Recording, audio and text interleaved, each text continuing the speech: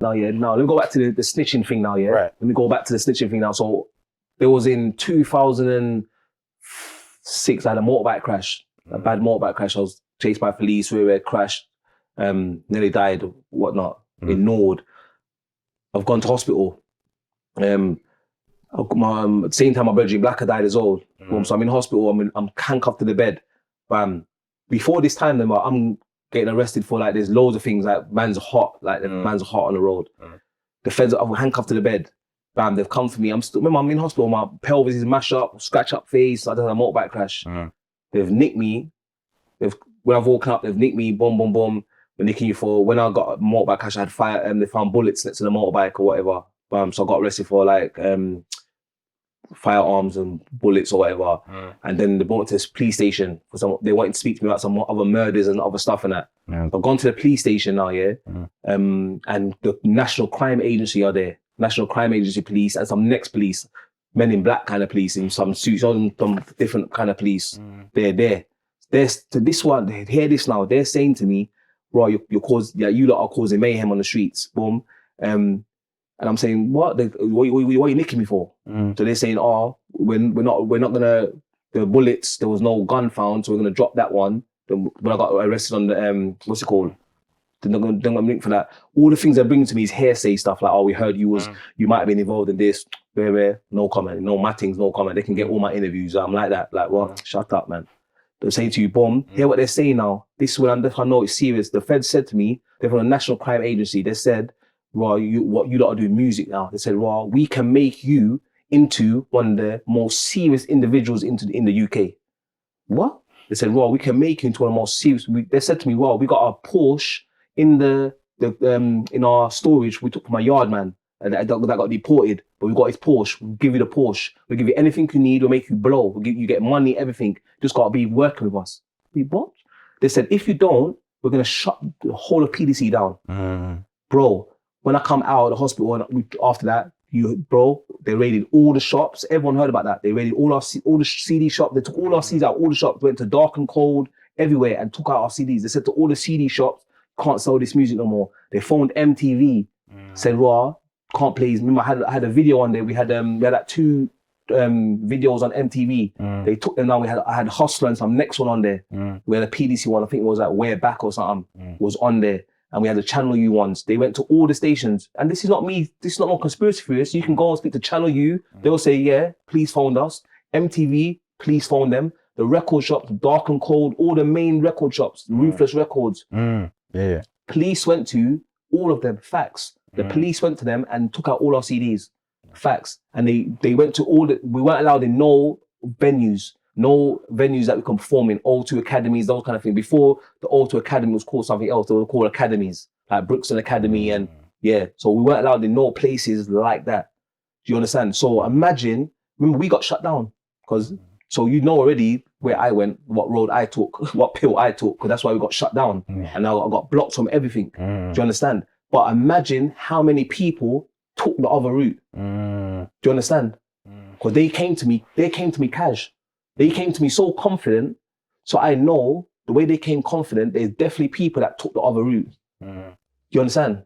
And they gave them Ferraris, gave them a budget, gave them money, and they're working with the police. Do you understand? And they push the narrative based that the police are giving them. And that's a lot of people from Brookston, Peckham, North London, East London, Brum, Manchester, every Glasgow, everywhere. There's loads of people on the streets that are doing that same thing and they're pushing for the police. Facts. I'm saying to you, facts. That's facts. I'm saying to you, so when man's out here with their Lamborghinis and their Rolexes and they're doing a mad thing, you're thinking, wow, these men are doing the most. That's why. You got certain men out here talking about, they've been bragging about selling drugs from back in days. How? How's man bragging about selling kilos and you haven't been to jail or nothing? What? How, bro? And then, bro, we came out saying certain things, bro. They was onto us straight away, bro.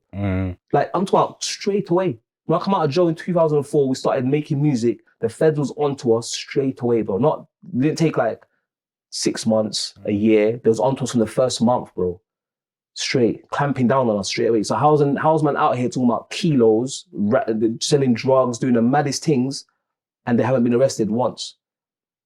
Do you understand that? Mm. Bro, man's saying they're selling kilos and man's selling kilos for real. Man's out here selling drugs for real, bro. And this is a narrative that's out here. So there's a lot of snitching going on. There's a lot of things in the culture that we're not understanding. I just used to assume it was just cap rap. That's what I'm saying to you. No, a lot of them are they're cap. Some of them are capping, but some of them are doing it for real. I'm saying to you, and they're part of. There's even known figures in the streets that are very well known. They're police informants, bro.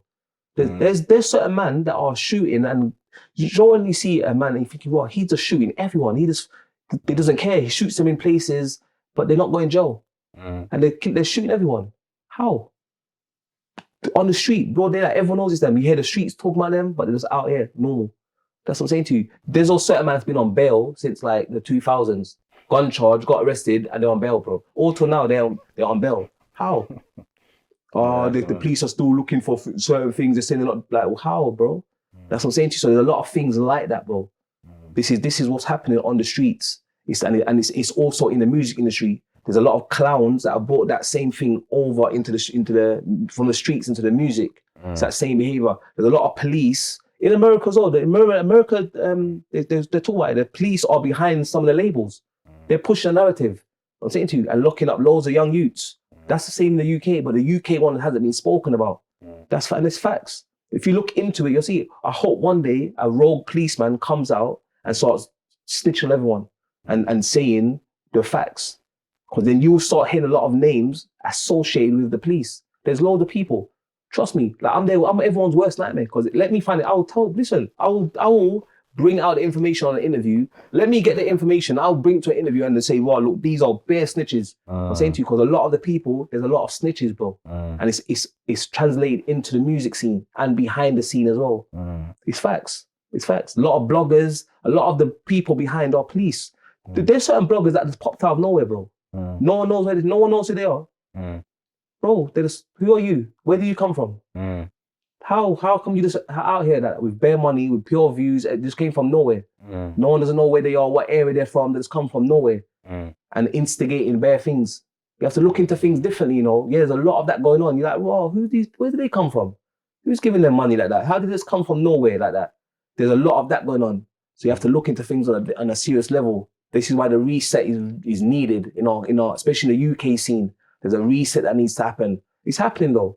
That's why you see things in like Burkina Faso and Traore and things like, there's a revolutionary change happening. You understand? I'm going to be part of that change as well. I'm saying to you, I'm on that. There needs to be a reset. Yeah, there needs to be a big reset, especially in the UK.